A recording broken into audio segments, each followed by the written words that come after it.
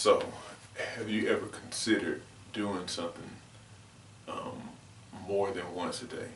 So, this is my second stretching video for the day because I did a midday stretch because I'm kind of sore and I also wanted to do some stretching after my cardio today. But one thing that I found that's true for myself, and I suspect that it's true for other people, is that we kind of put our own limits on ourselves whenever we're trying to accomplish something. We kind of think that maybe we're supposed to do it according to like a certain pattern, a certain frequency, a certain methodology and stuff like that. But you're not really limited by anything. So my point is, again, I'm trying to, increase my flexibility. And so what I've been doing is stretching almost every night. Today, I'm stretching twice. Now, I think that there is an unconscious, I don't want to say rule because it's not a rule, but it's like a rule that is on the inside that says, I did my stretching for the day. But the thing is, it's like, what's holding me back from stretching twice a day? What's holding me back from stretching 3 times a day or 4 times a day? And even when I said 4 times, immediately in my mind, something said, that's too much. But is it? It could be, it could not be. But stretching in and of itself is not a intense thing. And I think, even though I do think there's a place where you can get where you're too flexible, but I don't think that somebody like me would have anything to be concerned about with that. It's more so like gymnasts and stuff, because you can get like a level of hyper flexibility around a joint that ends up putting your joints at risk. But my point is, when we want to accomplish things, we tend to put these limits on ourselves that we don't have to put on ourselves.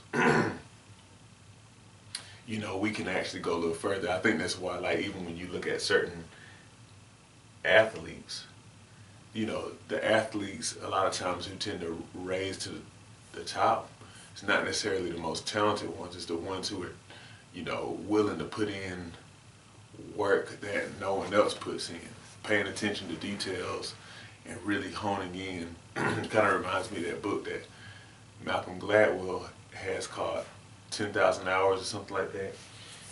I think that's what it's called, or it talks about that concept. And I know somebody apparently kind of wrote like a counter to that book, but anyway, you get the point. So even for example, there's a guideline from the American College of Sports Medicine that says, if you want to maintain your body weight, do 150 minutes of exercise a week, or 30 minutes 5 times a week. Okay, and then if you want to lose, or if you want to actually lose weight, you need to be doing 250 minutes to 300 minutes a week.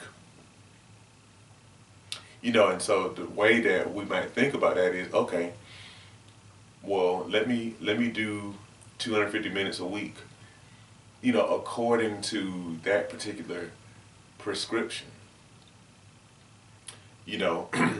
But that to me is kind of like, it's a good, I'm a big proponent of guidelines, but I think you have to be careful with guidelines because we tend to accept guidelines as rules. So, okay, 250 minutes, that's 50 minutes 5 times a week of moderate intensity cardio to begin to lose weight. Now, if you stick to that, it probably will help you because that's like way more exercise than most people get, by far. But consider the fact that we're actually made to move a whole lot more than we do, and so 50 minutes of, for example, moderate intensity walking is good, don't get me wrong, but we're really designed to move way more than that. We're designed to move throughout the day. And so And then especially think about the fact that, like, if you consider the fact that we're designed to move throughout the day, you know, just moving one time in the day, 50 minutes, that's good, but it still technically may not be enough because of how we're designed to be frequent movers. And so my point is, if you kind of like think about it a different way, you know, it's like, you know, I can actually do more, you know, especially if it's something that's not very intense where you won't risk hurting yourself, you know. Um, so, you know, you could decide that you want to walk a couple of hours twice a day. You know, again, you may not have the time.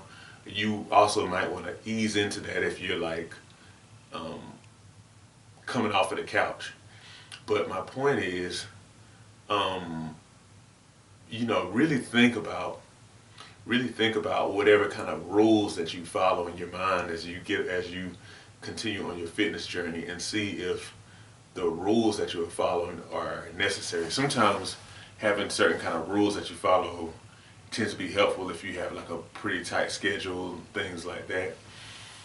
But still, I strongly encourage people to be flexible with their rules that they set, because they're not necessarily like the way things have to be, you know, and it could be causing you to either delay success with your fitness goal, your health goal, or not have success at all. You know, another big example is something I've talked about recently, which is the labeling on food. You know, stuff is based off of a 2,000 calorie diet, and that just does not match the caloric needs for a lot of people. So like for me, if I'm like, okay, well yeah, so this says 8 grams of fat or whatever, that probably means something different for somebody like me, because my typical diet is going to be actually way more than 2,000 calories. For me, it's probably more like 3,000. You know, if I'm eating 2,000 calories a day, I'm losing weight. And I mean, I don't count calories. I don't count calories because I mean, I've talked about it in other videos. You don't really have to count calories to lose weight. It can help. But the point that I'm making is that kind of guideline doesn't really work well for me, because it's just not my body type.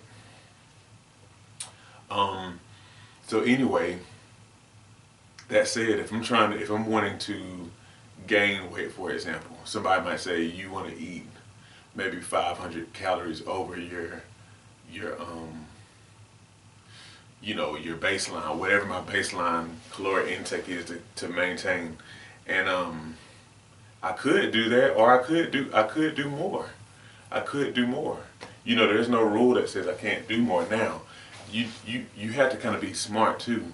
You know, like you know, perhaps if you eat too much, then you could start experiencing some unpleasant digestive kind of symptoms and issues and whatnot. So I would be careful. I might ease into it, you know, but you just kind of like tweak and kind of see how your body works, what works for you, make sure it's healthy, you know, or if I'm losing weight. Now, you got to be careful with that too, because, you know, you kind of start getting into the realm of eating disorders and things like that, and definitely want to play with stuff like that. But, you know, but that said, you know, sometimes we're like, kind of playing it a little bit too safe. Like I say, I'm a little bit wary of stuff with eating less food, like to lose weight. I do believe that fasting, when done properly, can be an effective tool for weight loss. But you just have to be very specific about what you're doing, and you also have to have normal eating habits that will support whatever kind of weight loss is experienced through fasting. But that's just another topic for another time. And even with lifting weights and stuff like that, you know, some people say hit a body part one time a week, each body part one time a week. Somebody else might say 2 times a week, you know. But then you look at some of these people, some of these bodybuilders and stuff like that who gain significant muscle, and they might do 3, 4 times a week per body part. Now, some of those guys were juicing, guys, gals were juicing. So we do want to make that clear. But my point is, sometimes you kind of have to be willing to challenge whatever your thoughts are about how you should approach it or pursue your health and fitness goals, because there is some variation there. You need to kind of see what works for you. You need to see what your body responds to. And last thing I say is definitely for me with calisthenics, what I've noticed is that I need, especially after years of doing these basic calisthenics, I need more. I need more reps. I personally need more reps to get results, and since I've been doing more reps even than I used to, for me it's worked better, and I've been seeing more results as of late. So anyway, hopefully this is of help to somebody. Twice a day could be something that you need to consider. As we get older, it becomes increasingly important to maintain and build muscle. Muscle helps you burn fat, stay mobile, and can contribute to longevity. However, many people have no idea how to work out to build muscle. My mini workout series on Patreon provides you with my body weight mini workout video library. These workouts use little to no equipment, which means that you can do them in the privacy of your own home. They start at beginner level and progress from there to ensure you continue to see results. Every workout is a full body workout, hitting chest, back, legs, and glutes, as well as other muscles in between. Become a patron today and receive access to my series of mini workouts, plus access to a digital copy of my book, 8 Weeks to Transform Your Diet and Your Health. By combining the workouts with healthy diet changes, as outlined in my book, you'll definitely be on your way to weight loss, improved health, and visible results. Join me at patreon.com/SeanB2B Fitness today.